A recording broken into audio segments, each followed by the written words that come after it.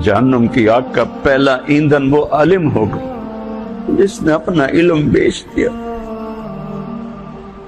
चंद टकों के पीछे जो बिक गया। सबसे पहले उसको जहन्नुम में डाल के आग को भड़काया जाएगा। फिर उसके पीछे शहीद जिसने अपनी शजात को बेचा, उसके पीछे सखी जिसने अपनी सखावत को बेचा।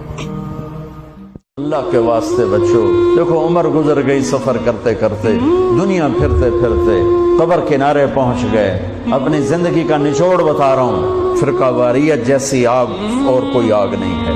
बम के धमाके से निकलने वाली आग घर जलाती है और जिस्म जलाती है। बेगुनाह मरने वाले शहीद होकर जन्नत में जाते हैं, और फिरकावारियत से निकलने वाली आग तुम्हारी रूहों को जला के राख कर देगी, तुम्हारे ईमान को बर्बाद कर देगी, तुम्हें जहन्नुम का ईंधन बना देगी।